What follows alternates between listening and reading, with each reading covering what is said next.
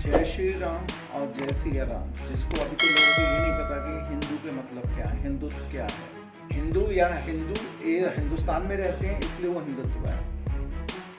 अगर हम लोग पाकिस्तानी होते या अफगानिस्तानी होते तो वो उसी हिसाब से चलता, वो वहाँ की आइडियोलॉजी है। हमारे यहाँ सबसे बड़ी परेशानी क्या है हमारे देश के अंदर, वो है जाहिलता की।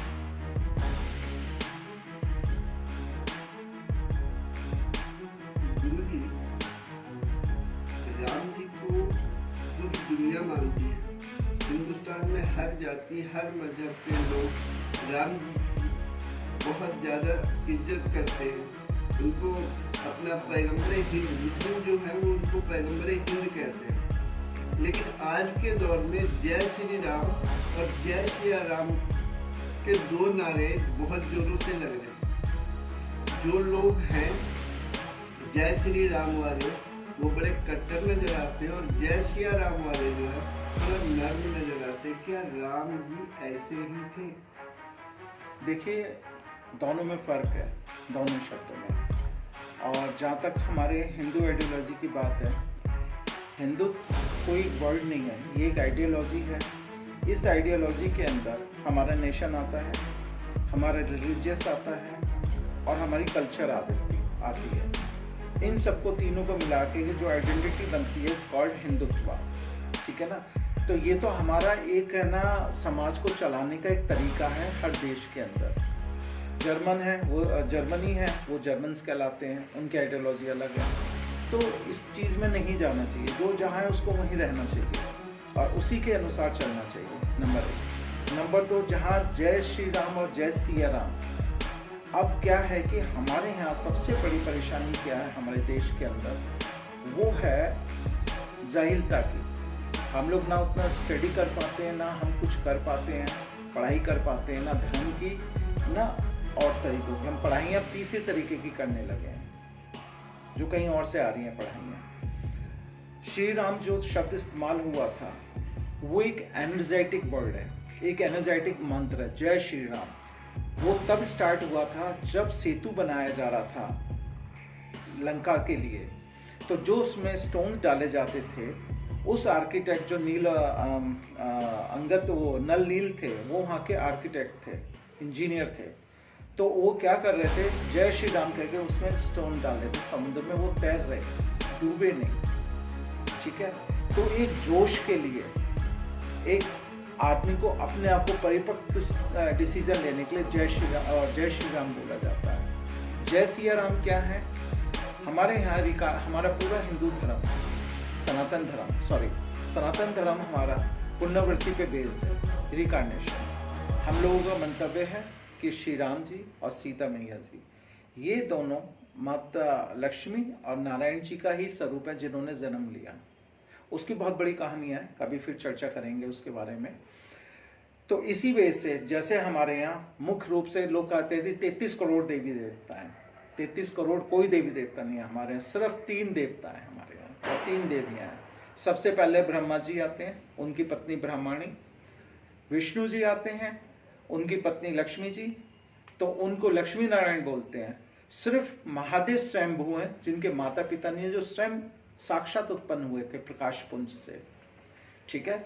इसलिए उनका शिव पार्वती बोला जाता है, पार्वती शिव नहीं लिखा जाता। इसलिए वो रिकार्नेशन हुआ उनका लक्ष्मी नारायण जी का, तो इसलिए यहाँ पे सिया राम बोला गया उनको। सिया राम अपने आप में एक बहुत बड़ा मंत्र भी है, एक बहुत बड़ी जागृति भी है, सिर्फ समझने का फर्क है। और जो जय श्री राम का नारा है वो एक अलग चीज़ है। जब हमें शिथिल हो जाते हैं हमारे टिश्यूज, जब हमारे चक्र शिथिल हो जाते हैं किसी भी चीज़ का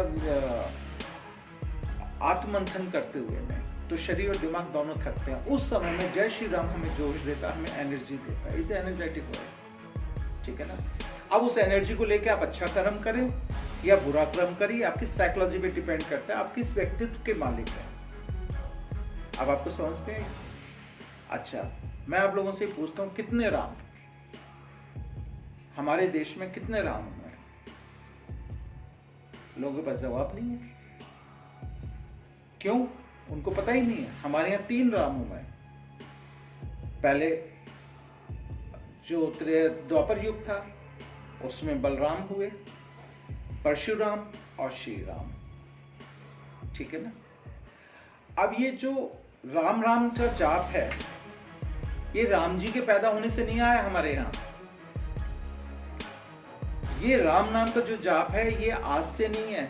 जब महादेव हमारे कैलाश पे रहते थे, ये तब से उन्होंने भक्ति करनी शुरू की है। तब तो राम जी का तो अंश ही नहीं था इस धरती के ऊपर। और उतने समय से पहले कैसे ना ये शब्द की उत्पत्ति होगी, इसके पीछे जो गूढ़ रहस्य है वो ये है कि God is the only light and sound. प्रकाश और एक ध्वनि है, ये पूरा सनातन धर्म कहता है। ठीक है।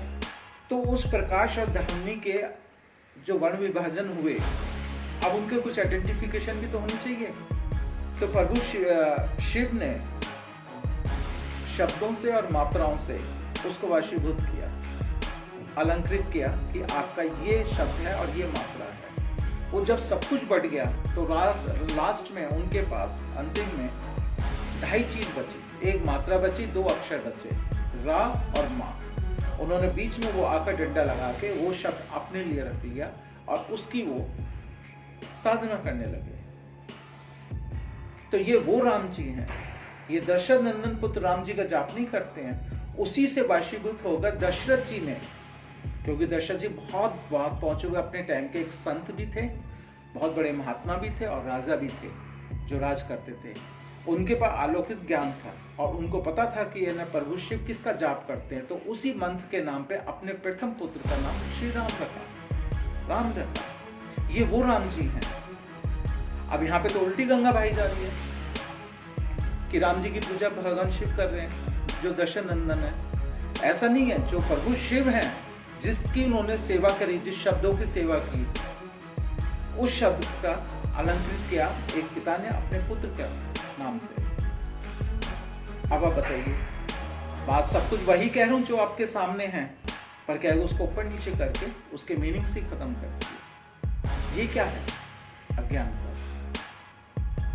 अब ये अज्ञानता कहां से दूर होगी? तो जोश में आ रहे हैं जय श्री राम बोल करके, जय श्री राम भी तो बोलेंगे।